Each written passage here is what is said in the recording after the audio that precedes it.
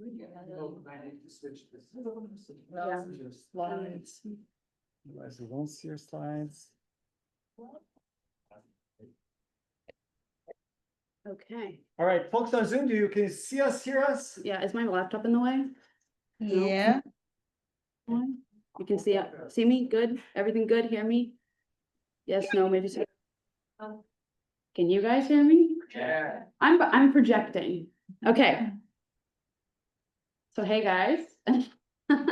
Our group, we worked on neuroscience. To start this off, I would love to get a show of hands of anyone in here who is a neuroscientist. Do we have neuroscientists? You know, this is perfect. Do you guys wish that you had a website by a show of hands? Who wishes that? Yes, yes, everyone wants a website. Well, there are some tools to build websites available to you. However, some of them are too confusing. And some of them are quote unquote free until you want to use certain features. So as a solution, we propose NeuroSites. Yay! Which is an open source repository with a lot of website templates. Here we have a little demonstration of what our website looks like. Here we have a template for a lab website. And you can also go in and you can actually see the code. So there's a couple little features on there. Right now we have 12 templates, but in the future we would love to have more. And we also have 3 different categories. You can look at lab websites. Oh, 4 categories. We have event promotions, lab websites, package wikis, and oh my goodness, what is that? Personal pages. See, so here's NeuroSites in action. Okay, I'm a little short for this mic. We can just stand on my toes. Okay, so can I take it out of the thing? Yeah. Okay, thank you. That clap experience. Okay, so I decided to create a professional page because I wanted it personally. So I created a template and then I'm gonna show you what I did with the template to create my own personal or professional page. So this is just like a picture of it. And then this is what it looks like. So basically it has a home page, which you can scroll through, an about page, which for this, I made like little scrolling pictures, which a little scroll. I'm really proud of it. And then there's a research page, a publications page, and then a CV. So you can just input all of your information in. And then you can always change the categories with it, and then a contact page, and it also takes you to like links at the bottom. And so, yeah, it's just like a way you want to post all your professional information.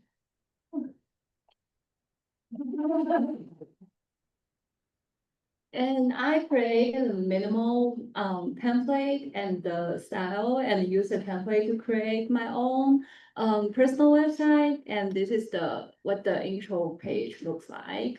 And I also have the projects and the publications, teaching and training, these different sections in my personal website. And I haven't finished that yet. And so like none of the links work, but they should be like working and online soon. Thanks. No.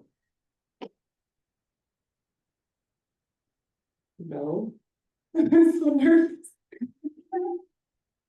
So, my personal page is actually a personal blog for scientists. So I believe storytelling is very important and I love writing, like in research papers or just a post or just, your personal thoughts that comes late at night that you want to share with everyone. So mine is like a baby because it's also my first experience.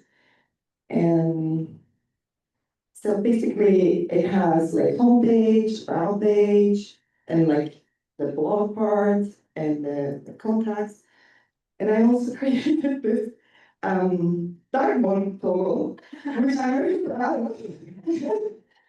I wanted to experiment with JavaScript, and so it works. And I think also like readers appreciate it, And so yeah, it's basically I learn a lot. I don't think my team also. for that. They help a lot in every step to me. Right. Another template we worked on is about the labs template. Yes. As you can see, it's separated in different sections. Each section is adjustable to the demands of the labs team. For example, you can add more people on the team, change the position, add a personal picture, and something like that, and add your social media too. And it's that.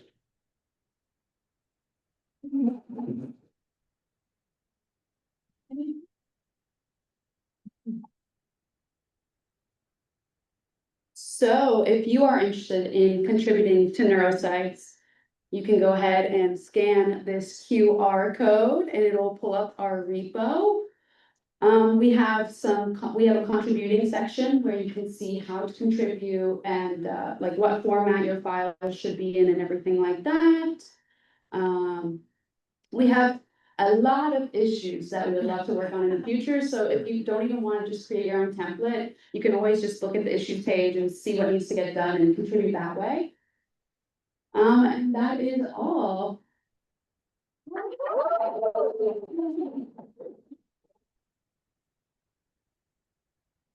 Okay, thanks. Are we doing Q&A or are we just? Sorry, yeah. Yeah.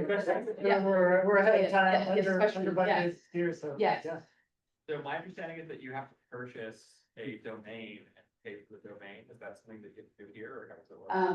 I don't think so. I believe it's free. I mean, this is free to make.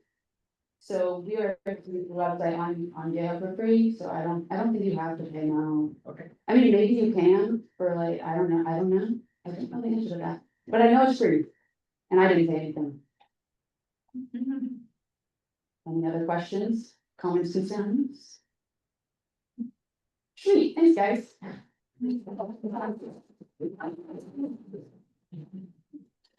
Just a reminder to folks in the room to stand close to the owl so that the owl hears you as well, in addition to the microphone. Okay, next is Team Leo Gray.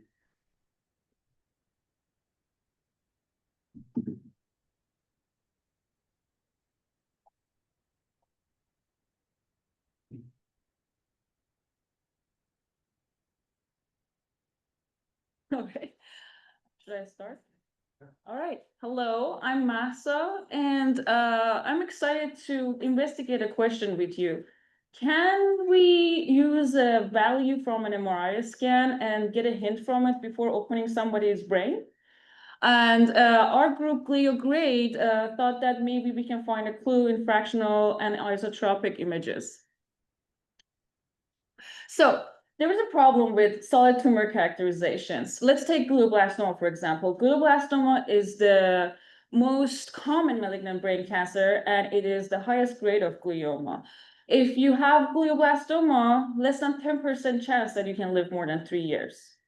Let's look at a clinical example. This is a T2-weighted MRI image that we're looking at from somebody that is diagnosed with glioblastoma. That's bright ball in their brain. What happens is that as soon as they are diagnosed with glioblastoma, they schedule them for a surgery as soon as possible. They take as much as tumor that they can and take a sample from it, do a pathology on it, and based on that, design a radiotherapy and chemotherapy after that. This is the same patient a year after their first surgery and treatment, the tumor came back. So they repeated everything again. And guess what? It came back again. And look at those empty spots in this patient's brain. Unfortunately, this patient's life is almost over. So why does this happen? There are a lot of explanations, but one main thing is that we have a very limited way of accessing the tumor without really being super invasive. And still we have like, for example, you cannot reach out the tumor if it's in a bad spot and you can really risk the patient's life. But there are some technologies and advances that right now are super hot, and let's talk about those. MRI-based biomarkers. They are a versatile and non-invasive way of looking at soft tissues, like brain itself. And we're gonna talk about that. So what is MRI-based biomarker? When we think about MRI, we generally think about this. That's something that you can look inside the body and see literally what's inside of it. For example, look at this. This is my nose. This is me. But the fun thing about it is that the MRI itself has every pixel of it has a different quantity, and that means something. And like traditional biomarkers like mutation status and mutation status and vascularity of brain tumors, we can also look into using MRI biomarkers to make a guess about tumor grade, its prognosis, its treatment, and a type of it. So another fun thing about MRI is that you can do many different type of scans that get different information from the brain, like the anatomy of it, physiology of it, even metabolism of it. So while we know that biopsy is the gold standard to do a diagnosis, but still it is worth looking into MRI biomarkers to understand a tumor microenvironment in a non-invasive, repeatable way.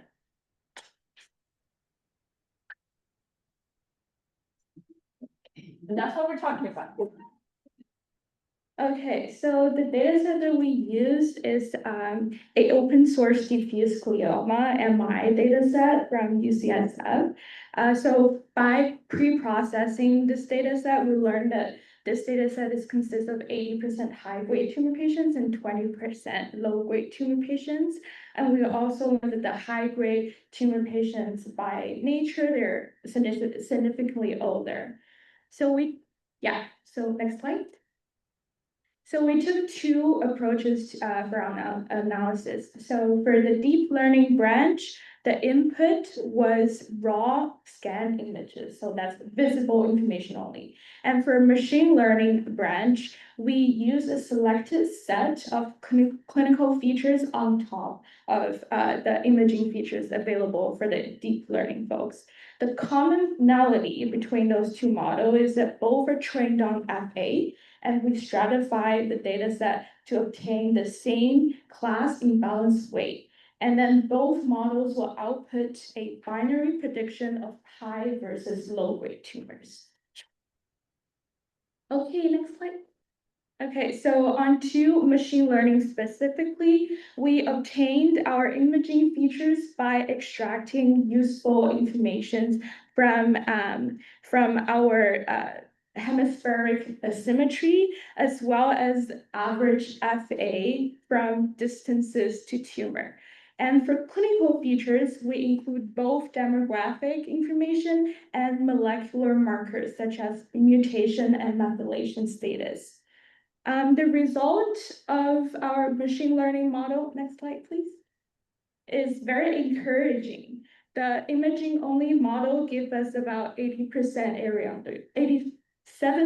area on the curve predictive power, and that indicates that this model alone has the predictive power of a higher than chance level of accuracy.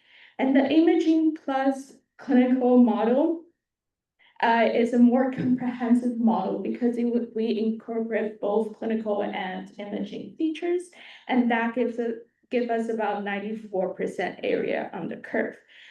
Next slide, please. And we also learn from our two models' performance that the clinical features are actually the more important one in terms of model performance than the imaging features as shown here, at least of the imaging features we acquire from the scans.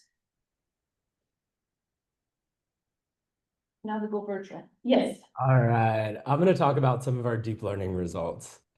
As Isla mentioned, we use one of the deep learning approaches where we fed in the diffusion weighted scans for the fractional anisotropy. Specifically, we use a residual neural network, which is also known as a ResNet, and it's a type of CNN designed to be more effective. In traditional CNNs, each layer learns using the output of the previous layer. And in a ResNet, we add skip connections, which allow information from one layer to bypass one or more of the layers and flow directly to later layers. And these skips let the network learn the residuals, which ends up improving the model performance. I will not pretend to be an expert on this. If you have questions, you can go ask Noah about the details of a ResNet later on. But specifically for our parameters, we used a 10-layer ResNet. The learning rate was set at 1/1000th. And as Isla mentioned earlier, we used the penalty weights to address the class imbalance. And we trained for a total of 30 epochs.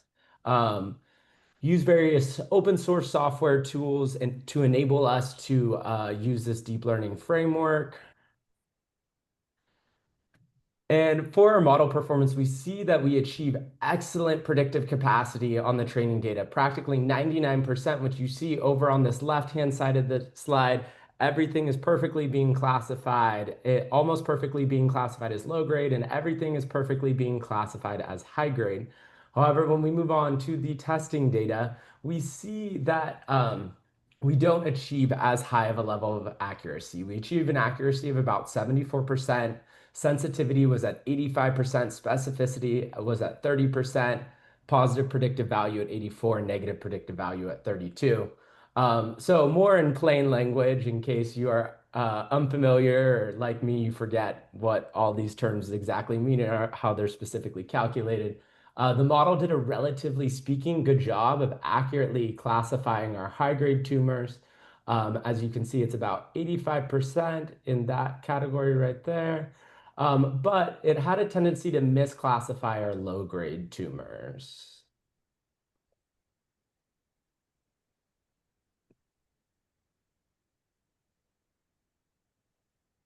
So what did we learn? We learned that deep learning worked well, but we may have overfit our model to the training data. The predictive performance is not as strong on unseen new data. And additional time would be needed to optimize the model. All right, and moving on to the discussion. As a group, our main lessons learned were how to make and interpret traditional machine learning and deep learning model approaches to a common problem. We as a team were able to bridge medical and technical scientific concepts to work together, bringing all of our respective domains of expertise and collaborate effectively on GitHub. And our main takeaway of this project is that machine learning and deep learning may help non-invasively predict tumor grade and represent a potential useful tool for translating this directly to the clinic, and future work can optimize these tools further. And we'd like to say thank you all for listening. These are all of our affiliations. And we want to give a special acknowledgement to thank you to Noah and Ariel for setting up the NeuroHackademy and all of the additional time they took to help us get these models working, as well as Eric, Elizabeth, and ChatGPT and Claude. And now we'll open it up to questions. Well, I don't have questions for this one. What's the next team? Thank you. Great.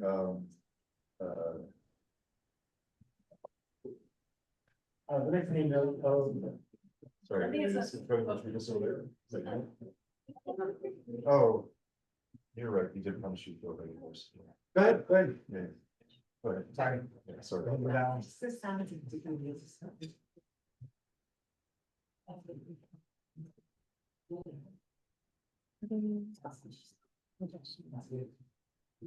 Did you want to click because you're going first? I think if you just click in there, it should. Oh, it's not sharing.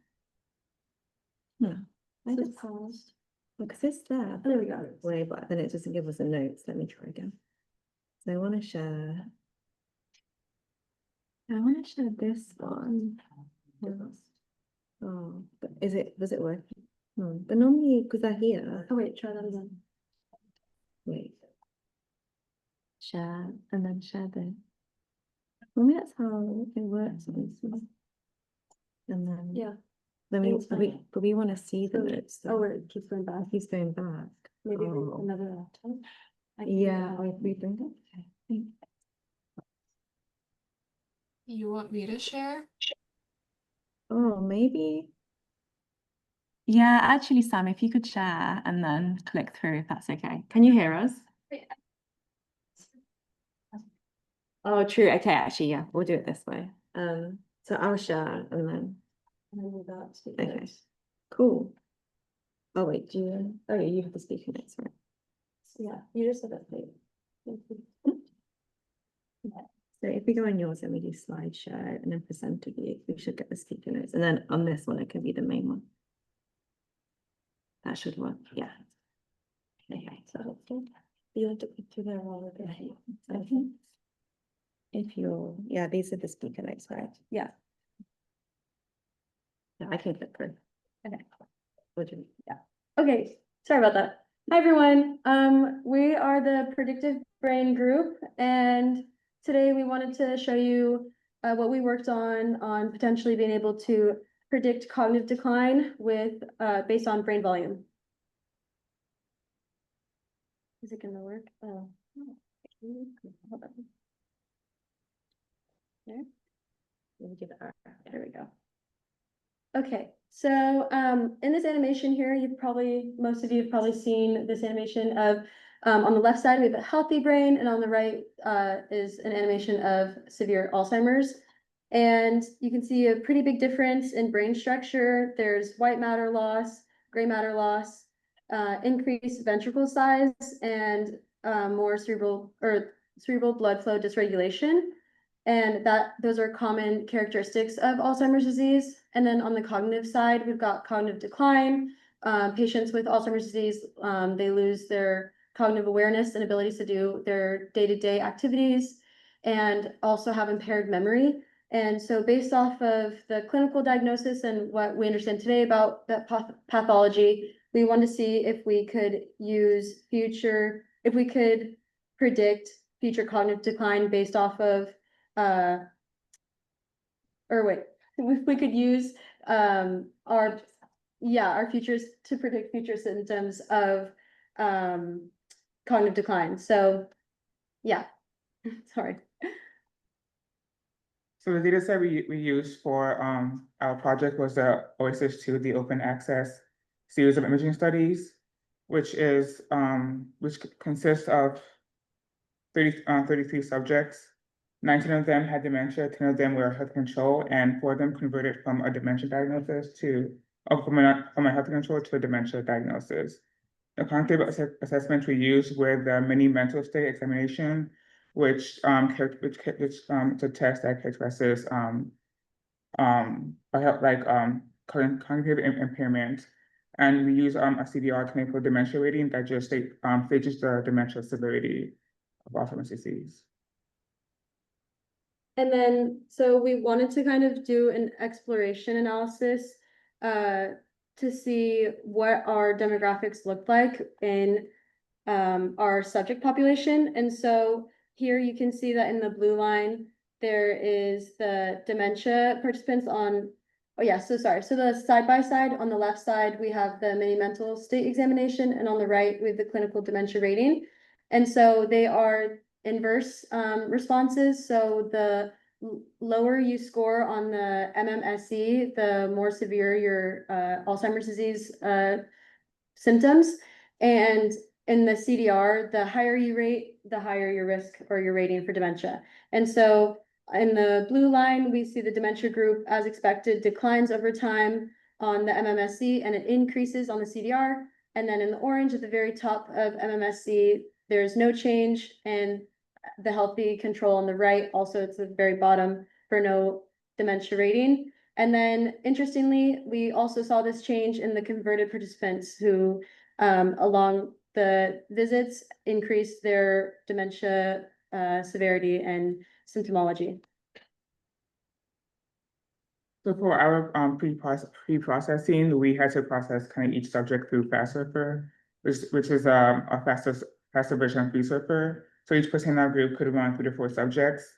Then from the MGC output, we were able to get 95 total segmentations, which we filtered that down to 20. And after that, we were able to apply 2 machine learning models. Okie dokie. So for machine learning models, there were a few things that the models we needed, or a few things the models needed. We needed them to be robust for high dimensional data. to be robust against covariating inputs, to be robust against overfitting, to be fun, because who doesn't want a fun model, and capable of regression as well as classification. So we ended up settling on two types of models: support vector machines, which basically draws a line through data to classify based on what side of the line something's on, except in a 15-dimensional space in this instance. And we also did random forest, which is basically a whole bunch of decision trees of, hey, let's take this variable. Is it below this threshold? Is it above this threshold? Let's find out. And if it's below, let's go to this branch and keep going iteratively, whereas random forest basically has multiple decision trees, which it averages the results of, which makes it robust to overfitting. And for these models, we basically inputted for 15 brain regions. Which brain regions we'll get to next slide, but they're each of them their percentage of total brain volume. So. All right, so in order to choose the brain areas, first we identified 2 brain regions that were commonly affected in Alzheimer's disease based on a literature review, and these were the hippocampus and the amygdala. And we then identified the 15 brain regions who had the greatest change, either positive or negative, in their volume between the first and the third session, and we analyzed this as a percentage of the total brain volume for each brain area. And so then we fed these areas into our model. Okay, so the first 4 models we did used only MRI data, and we've got support vector machine for MMSC, for clinical dementia rating, CDR, and for random forest, of course, we've also got MMSC and CDR. And you might notice that these results look very interesting. Basically, what ended up happening is that on the x-axis, we've got the actual values, and on the y-axis, we've got the predicted values. And you might notice that the variance is a whole lot wider on the x-axis than the y-axis. And ultimately, the conclusion we came to is that the metrics we had for the model just weren't very good for predicting. We can see a little bit of a relationship with random forest, but very well for support vector machine. For clinical dementia rating, which only was 0.5 or 1, the algorithm pretty much spit out 0.5 for everything. But if we look at mean squared error for both metrics, random forest pretty objectively outperformed support vector machines. So Vanessa just showed you the model predictions based on MRI measures alone, so the volume of the brain areas. We were trying to work out how to predict things better because of predicting the volume of MRI brain areas at time point 1 with symptoms at time point 3. So we thought we could also add the symptoms into time point 1 for the predictions. And that's what we did. So actually the support vector machine learning approach performs better once we start putting in the symptoms at time point 1 for the mini mental state exam.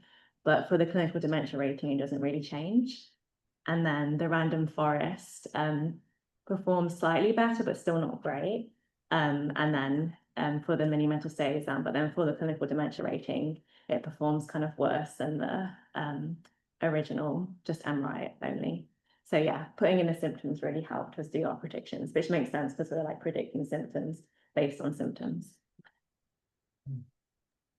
All right, so then we kind of asked if brain volumes would be a better classifier of having dementia versus not, as opposed to predicting future state. And we in fact had 4 subjects in our data set who developed dementia between the first and third session. So we trained a random forest classifier on the brain volumes of patients who were either classified as having dementia at the first session or who were controls across all sessions, and then tested the classifier on the 4 subjects who developed dementia. So as you can see in the plots here, the classifier only classified one of the subjects as having dementia by the time of the 3rd session, but our classifier did show an increase in the probability of each subject having dementia and the 3rd subject compared to the 1st session. So you can see that in both of our chart and the sort of line plot on the left here. So we did get some classifying ability.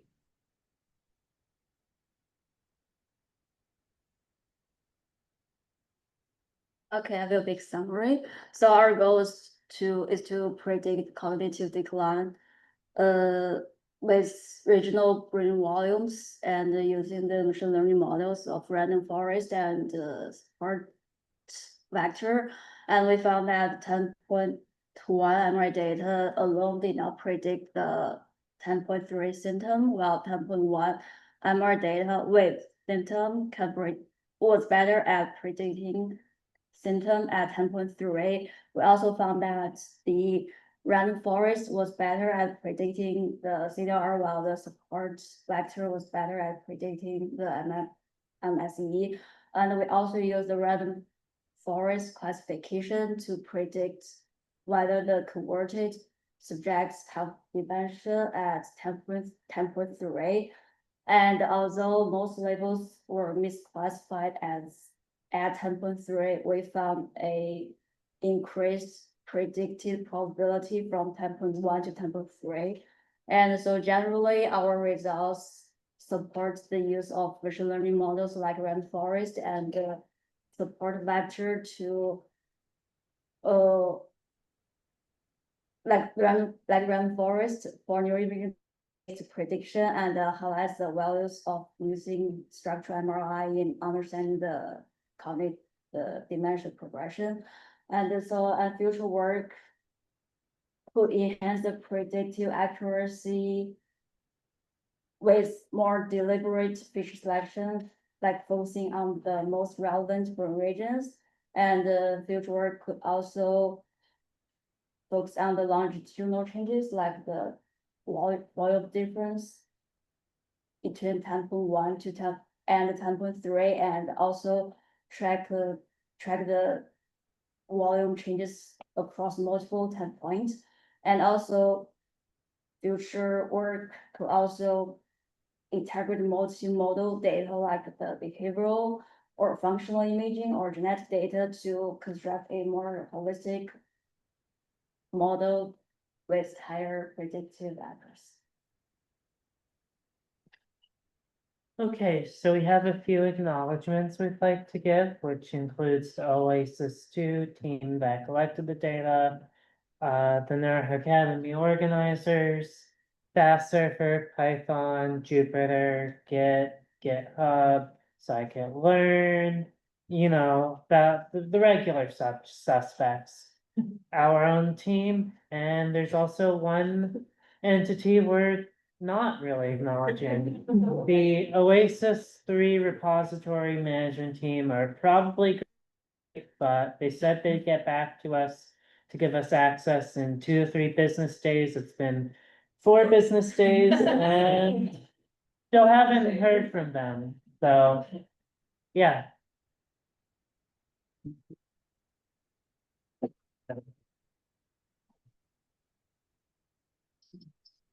No questions, no time? Is the, which one? MTL, it's the MTL.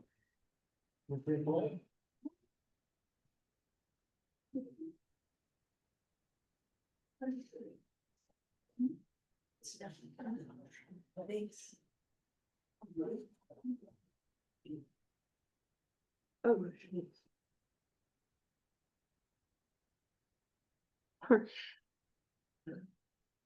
Oh. Oh. Do we need to connect to Zoom? Yeah, connection to Zoom. Oh, I'm sorry. Sure, it's fine. Should we let them next week go? We're in.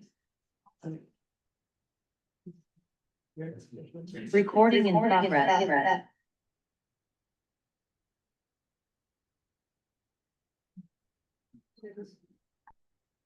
Sorry.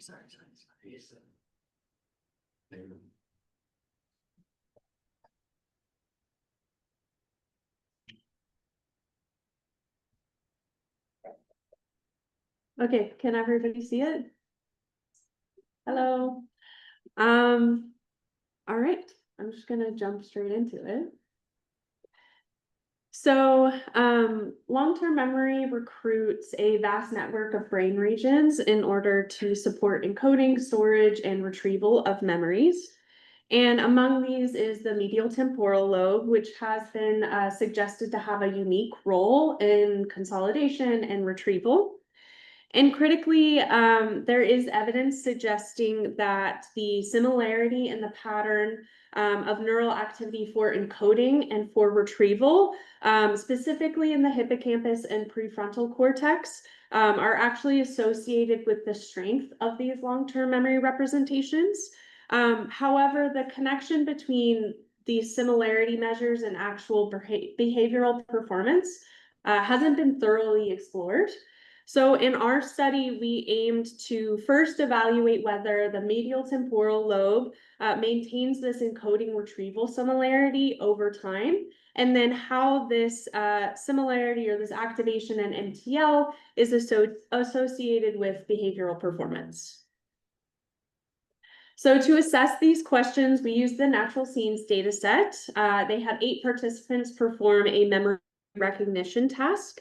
And in that task, they saw a just repeated display of images, and they had to press a button reporting whether the image was old or new, basically whether they remembered it or not. And we split this data into basically 3 conditions. So the image was first encoded, and then we looked at a condition where the second time the image was seen, so when it was first retrieved, was within the session, or it was in a different session, or when the item was retrieved for the second time in a different session. Okay. And we divided MTL into specific subregions and focused in on the entorhinal cortex, parahippocampal cortex, CA1 and 3, the dentate gyrus, and Brodmann areas 35 and 36. That's a mouthful.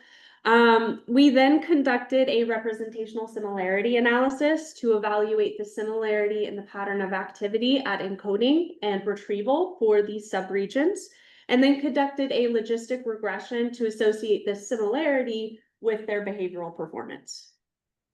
And we also conducted a drift diffusion model to make inferences about the latent decision-making in this memory retrieval process based on their reaction times.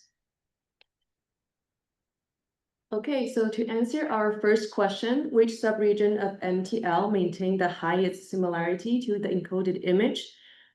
We plotted the RSA across 3 different time points. So just a refresher, short-term memory means they saw the image within the same session. And then long-term memory means they saw the image between the session, and remote memory means the memory was tested one time before. So we found that regardless of which time point it was, parahippocampal area distributed the highest RSA, while other areas showed close to 0 RSA. So what does this result mean? To dig into this, we correlated RSA performance with behavioral performance. We conducted a logistic regression with RSA value as predictor and remember or forget response as outcome. So we found that across the areas, although PHC maintained high RSA, it does not predict whether the image will be retrieved or forgotten. So we suggest potentially PHC is still involved in the memory process. However, the encoding similarity to the original image is not necessary to support memory performance. So we look at this question from a different angle.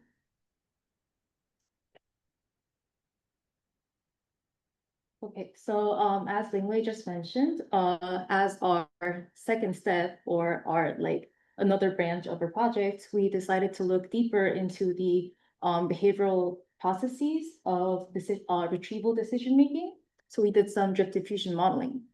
And what DDM is basically inferring the latent processes of decision making, extracting those 4 different parameters: decision threshold, drift, starting point bias, and non-decision time. And for our project, we built a within subject model comparing the first and second retrieval trials. And here we included the interaction term between the PHC, parahippocampal cortex beta activation, and the retrieval conditions to explain these four parameters individually. Yes, and before delving into the DDM results more deeply, I just want to mention that for our behavioral outcomes, we found that the reaction time was greater in retrieval 1 compared to retrieval 2, whereas the accuracy was lower actually in retrieval 1 compared with retrieval 2. And it would be great to just have that in mind before looking into the DDM results. So the first result we found through DDM was that greater PHC beta activity was associated with accumulation of more information for making a decision, i.e. higher decision threshold. And while this relationship was there already in retrieval 1, this relationship got stronger in retrieval 2. And the second result we found was that greater PHC beta activity was associated with more rapid information accumulation or higher drift rate, not in retrieval 1, but only in retrieval 2. And the last result we found was that greater PHC beta was associated with reduced bias to either of the two outcomes in retrieval 1, and this effect was carried on through retrieval 2 as well. So here we can say that these results from DDM align well with the behavioral outcomes we found in terms of RT and accuracy. And PHC definitely does play a role in these processes. Okay, and discussion points. The take-home message is among MTL subregions, PHC maintained the highest encoding retrieval similarity, and PHC activation also facilitated efficient memory decision-making. However, we found despite the high RSA, it does not predict behavioral memory performance. We have several speculations. So first of all, it's possible that PHC only provides partial recollection of information.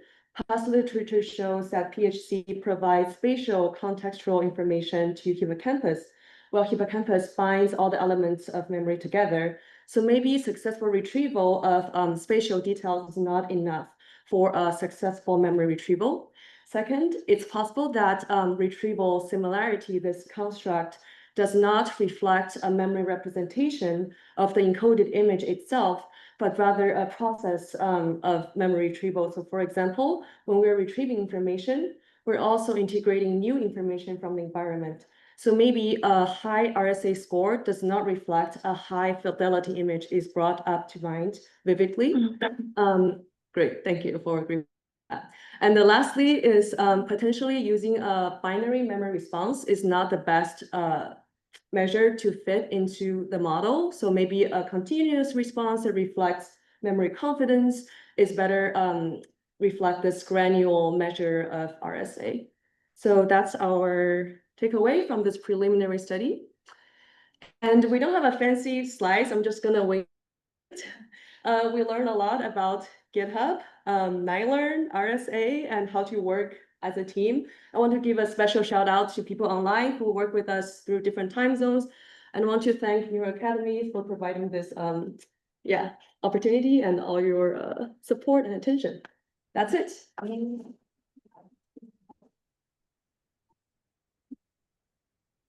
You have time for one question. We don't have. And plus. Oh, wow. What would you do if you had one free? I really want to go to Pike Market, but also, okay, originally we were trying, because research shows that over time, memory is independent of medial temporal lobe and would move to other areas like prefrontal cortex.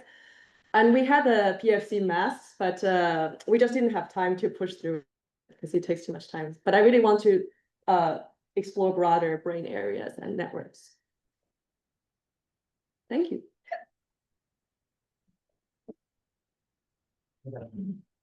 Library, you're up. And on deck is Precision House.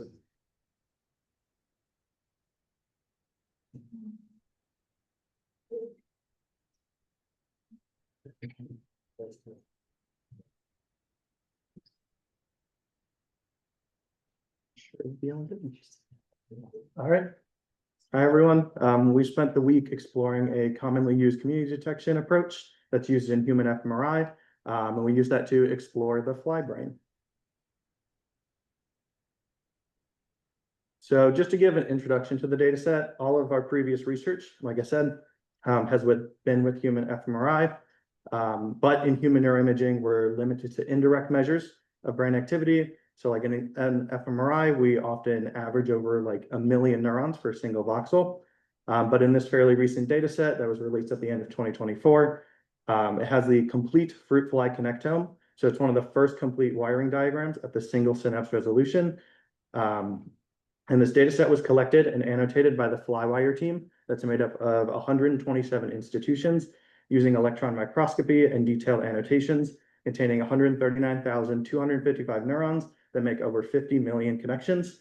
And I really want to shout out this group because sitting down and doing these handmade annotations plus some supervised learning sounds incredibly boring. And I love that we can kind of just take it. So thank you, Open Science, and thank you to the Flywire team. But I just want to emphasize that this is the entire neural basis of behavior for a living organism.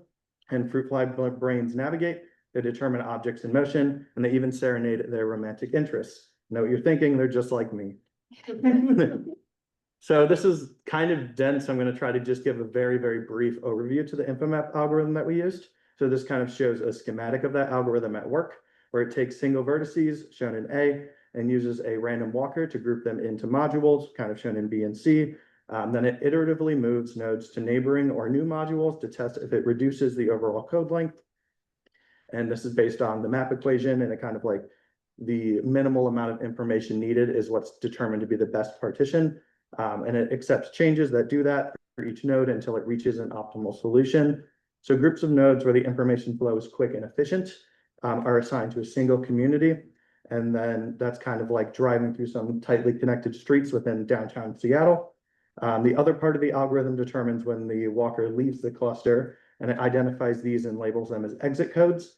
And to kind of continue that analogy, that's like when the car would get on the highway and go to another city. So our GitHub repo contains some code that opens up a GUI, allowing their users to select which neurotransmitters to include in their graph. All annotations for single neurons are provided by the dataset, and then users can kind of sub-select or select all the neurotransmitter types to include in their graph. So the minimum number of synapses is used as a measure of degree, and you can selectively tune or change how many to include. In our like preliminary exploration, like 5 to 8 synapses was a decent threshold for detecting clear first level communities. The number of internal trials can be adjusted to try to optimize the InfoMap algorithm, where it'll select the highest performing one of all your internal ones. If you want a really good solution according to the InfoMap algorithm, you can do a lot of internal trials. It also provides some summary statistics. So just to kind of give an example, this is like a very like first pass exploratory analysis. Following the completion of the community detection, there are functions to visualize the detected communities where you can modify like the size or the number of neurons. Just to clarify, this doesn't like change your detected communities, just kind of alters your visualization if you want to see like the neurons with the highest degree or synaptic connections. There's also functions to compare the outputs to the detailed annotations in the data set. For example, this top bar graph, you can see which class from the labels that your output communities overlap with. I think it's cool that in this like first level hierarchical version that we ran, we get the left and right optic lobes, we get a couple central lobes, and then the sixth one seems to be picking up a lot of somatosensory neurons. And then the bottom one, this is the labeled flow of each neuron, so intrinsic, afferent, or efferent. And I think it's cool that all of them are like vast majority intrinsic, except for the one picking up on the somatosensory. You get a lot of afferent neurons. So that's kind of showing that our algorithm is picking up and separating some of the functionally distinct structures from the full connectome.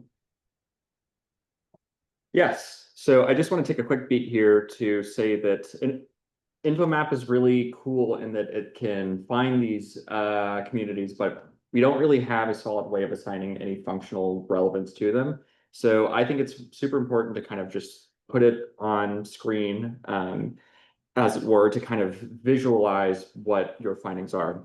So we built a GUI here that allows you to select neurotransmitter combination. It can be all or just one, the threshold that you ran previously, as well as the number of modules once the GIF catches up. So here we can select the number of synapses from your previous run and the number of modules here. Usually the outputs range from about or up to about, I think, 50 to 200 modules per neurotransmitter. So it's good to pare things down a bit because you are plotting hundreds of thousands of neurons. So if we go forward here, you can see what that looks like. It's basically a cloud where each sphere there is one neuron. The different sizes represents the degrees of that neuron. Here we have all neurotransmitters processed in the first 5 modules. The GUI does allow you to select them, make them disappear, zoom in, and so on and so forth. I think it just looks really cool. I'm not a fly guy outside of this week, so I don't know what I'm looking at here, but I do think it's very cool. Like I said before, we don't know exactly what these communities mean. And I think that that's a really interesting problem to have because this algorithm is very, very sophisticated, but I think that we can infer some really interesting conclusions from this similarity matrix. So if you look here, this is the similarity of the modules derived from all neurotransmitters compared to all of the single ones. So you can see here that acetylcholine and GABA here are quite high, meaning that their lone outputs are quite similar to those derived from all of them. And things like dopamine and serotonin are quite low. So when we're thinking of human maps, it's pretty cool to see that some neurotransmitters may agree with our maps more than others. And I will pass it off here. Yep. Continuing with investigating more hidden structure of the communities, we have a submodule which performs some basic topological data analysis using persistent homologies, which can give insight into pathways and information flow that aren't visible when we just look at these communities. Technically, we look at loops inside the data, which are represented by first-dimensional homologies, and we can check for birth and death of this homologous during the filtration by the weights of the connections, and that's how we can see if there are some persistent topological structures inside this network or subnetwork. And our module performs this topological analysis and maps which neurons were inside some given homology when it was born and when it died, so we can track how neurons participated in the homologies. And we can go to the next slide. In the module, you can pick some number of more connected neurons to perform like the global network topological analysis to then compare which parts of modules were in the higher level this loops inside the nets, or you can choose a subset as one of the modules which you've detected on the other stages of the analysis. and see if there are some persistent topological structures inside these communities, which can give insight into maybe the most persistent data flows inside the communities. Yep. Cool. Well, that is all that we were able to achieve this week, but we would like to thank you all for being here and for listening. Special shout out to Chloe and Jaime for the encouragement. This is a QR code to our GitHub. Other than that, I think that's it.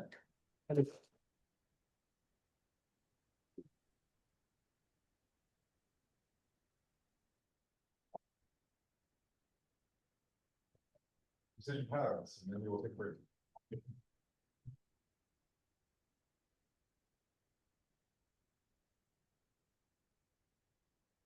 Thank you.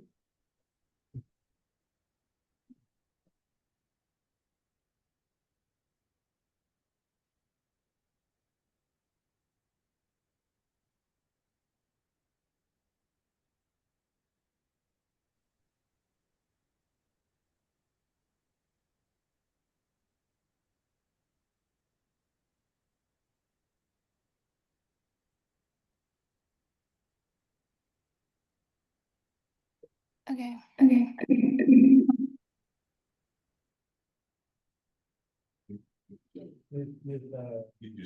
Okay, I think I'm muted. Okay. Hi guys. We're transitioning from fireflies to humans. My name is Susan. Elizabeth. And I'm John. And as a team, we are going to present the state of open data in precision functional mapping.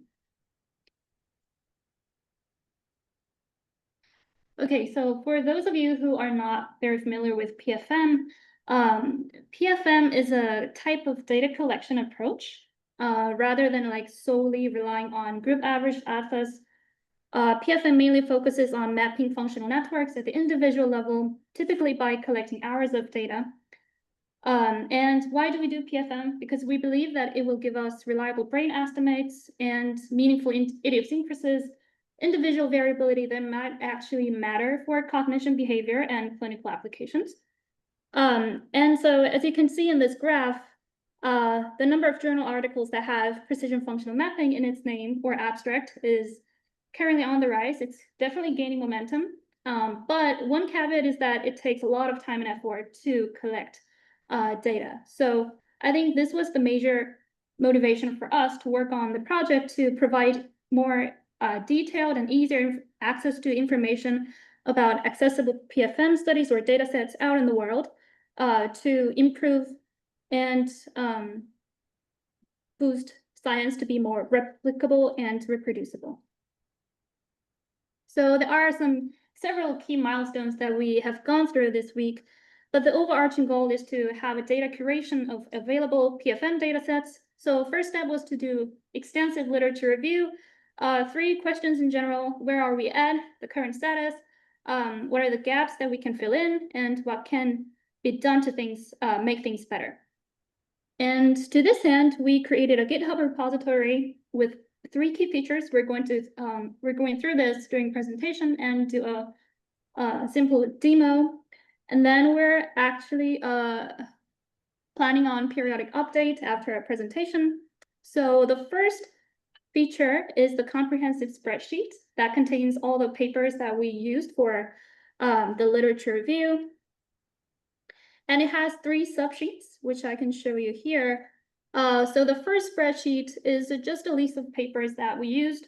You can see the paper title, open data link, dataset name, brief description about the sample size and its demographics, the type of the data that they have, and other random notes that we find useful.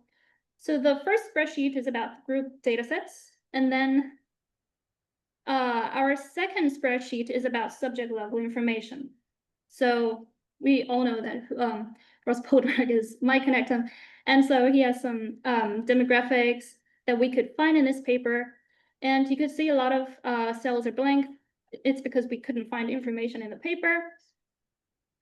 And then we have the third spreadsheet where we summarize the scan parameters. So you can take a look at sessions, total resting state minutes prior to pre-processing, TR, voxel size, etc. and etc. So I guess these are the three main subsheets that is in the spreadsheet. And then personal takeaway for me is that it is, so 138 subjects from 16 papers was definitely more than what I thought. So that was good. It has median data collection time of 275 minutes. And as you might have noticed, there are lots of blanks and unknown categories. So we might need a clear guideline to report about acquisition protocols, pre-processing steps, and sample characteristics. Okay, we're moving on to the fun part now. Okay, we built an interactive tool to visualize some of the data in the spreadsheet. So you can either scan the QR code with your phone or on your computer. You can go to shorturl.at/M, capital L, lowercase l, 0, lowercase d. This is the web page. Okay, so here you can see the age distribution and it is interactive. So you can use the filters on the left. We have 5 parameters: age, sex, handedness, study year range, and data set. So for example, you can view the distribution by sex right here. And you can also adjust the age bin size. If we adjust it to 2, you can kind of see the distribution of grad students and undergrads that are scanned here, and then PIs, and then 1 dedicated developmental cohort. For example, so I do development, so what if I just wanted to look at like ages 8 to 18? You can adjust it like so. And you can see the age distribution. If, say, I'm just interested in females for a part of my analysis, I can just do females. And if we zoom out a little bit and look at the data set at large, if I wanted to look at right-handers, here are the right-handers. If I want to look at left-handers, there are no left-handers. So we've identified a potential avenue for future research. And you can also examine the study year range, and you can filter by data set as well. So say I just want the right-handers and maybe I'm taking away a few data sets. Here below, you can see the counts by demographics and it's live. And you can also export a filtered version of the CSV here using this button on the top right. Feel free to play around with this website more.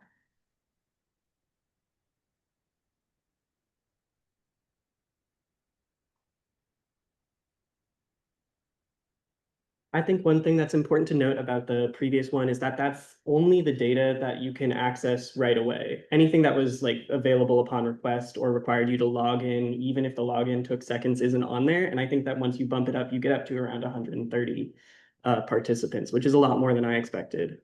I've spent the last 2 days trying to make interacting with OpenNeuro a little bit easier through a project that I've been calling OpenNeuro. OpenNeuro is great, but there's a lot of files and they're very nested and they're very difficult to get at, especially if you're trying to pull out scanning parameters that are just like incidentally a part of it. There's a lot of studies that just happen to have resting state in them, but not as a primary goal.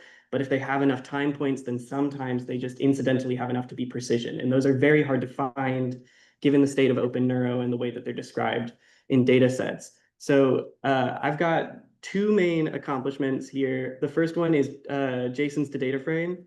You can give this function an OpenNeuro link, and it will pull together a data frame of all of the JSON files inside of the link, which gets you a pretty easy way to look at like all the scanning parameters across the different scanning types.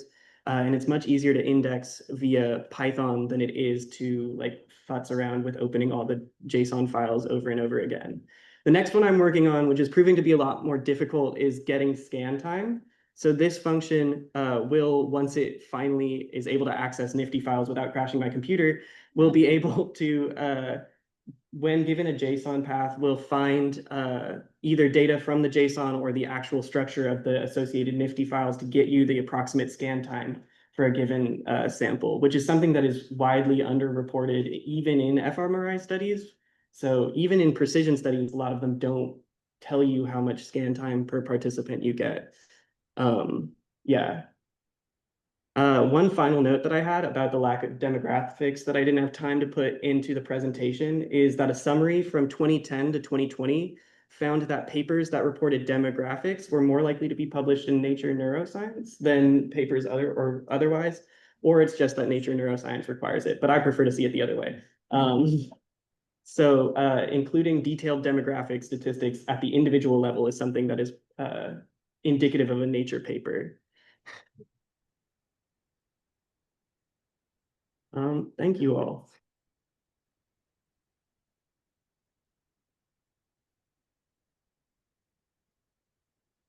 Okay, let's take a 20-minute break. We'll come back for more presentations.